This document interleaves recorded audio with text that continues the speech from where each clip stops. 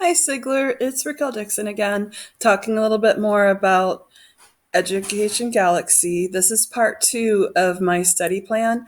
I didn't get to show you fully how the pencil works. Uh, I always have my students activate the pencil, and so that they get in the habit of marking the text, especially being remotely. It can be a challenge because kids like to just pick an answer. And so we activate our pencil every single time. And what I'd like to do is just model that.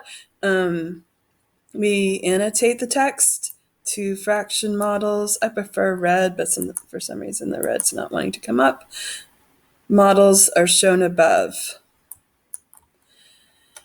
Which of the following correctly compares the two fractions?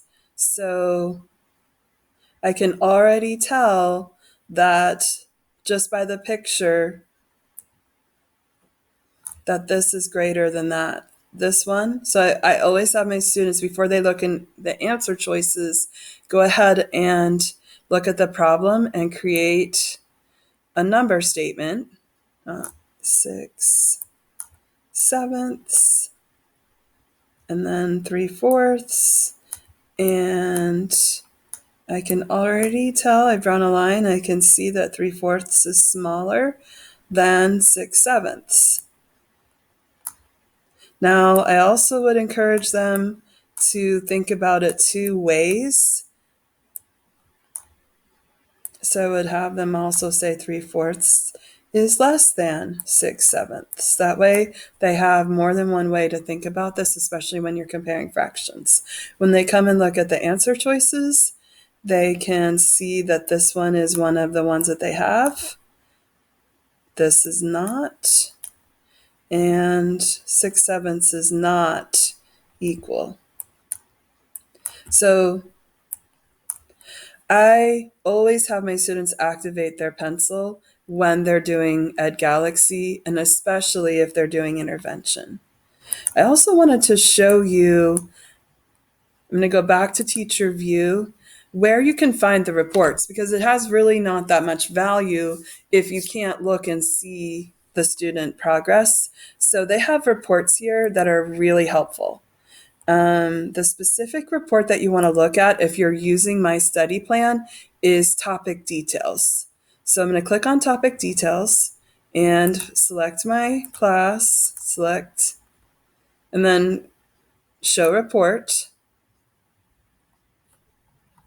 and click on this is already at math, but I can click on any of the subjects, and it will show me all of the topics.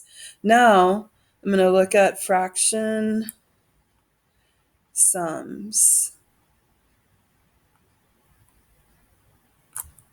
right here.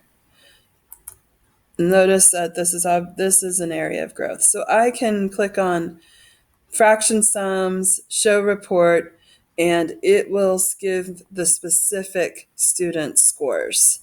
Now, if you noticed before, it gave the classes scores, and we just started this skill, so there's been 25 problems completed, but I can see right there that the students are struggling with this topic.